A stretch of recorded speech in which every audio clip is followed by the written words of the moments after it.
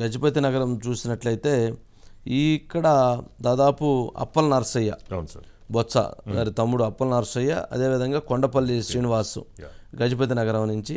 సరే, అనుకోకుండా ఊహించకుండా ఇక్కడ క్యాండిడేట్స్ని కొన్ని అనుకోని మార్పులు జరిగినాయి. కానీ అప్పల నరసయ్య అంటే ఇక్కడ ఏంటంటే విజయనగరం ప్రాంతంలో బొత్స కుటుంబం చాలా లోతుగా మైన్యూట్ లెవెల్లో వెళ్ళిపోయింది. వాళ్ళు ప్రతి గ్రామంలో వాళ్ళకంటూ ఒక బలమైనటువంటి కోటరీని, బలమైనటువంటి ఓటర్స్ని దాన్ని లింక్ చేసి పెట్టుకున్నారు. బట్ ఇక్కడ మాత్రం ఈసారి కూడా గజపతి నగరంలో చాలా టైట్ ఫైట్ ఉంటుంది. కొండపల్లి శ్రీనివాసు బాగా ఫైట్ ఇస్తున్నాడు.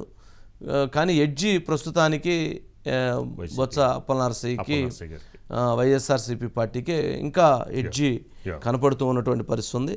మరి ఈ నేపథ్యంలో అప్పల నరసయ్యే వైఎస్ఆర్సీపీ పార్టీనే విజయాన్ని గెలిచేటువంటి పరిస్థితి ఉంటుంది.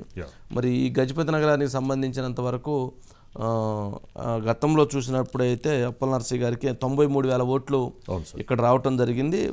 తెలుగుదేశం పార్టీకి 66,000 ఓట్లు రావటం జరిగింది. అంటే ఈ రకంగా చూస్తే 27,000 ఓట్ల మెజార్టీతో 27,000 ఓట్లు ఆ గ్యాప్ అనేది చాలా హ్యూజ్ గ్యాప్. బట్ ఇప్పుడు కూడా మరి అటువంటి పరిస్థితి ఉంటుందా లేక ఏ రకంగా ఉంటుందనేటువంటి చూడాలి.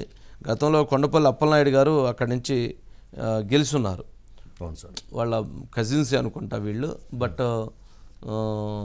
ఫైనల్గా సమీకరణాల నేపథ్యంలో కొంత ఇవి ఉన్నాయి.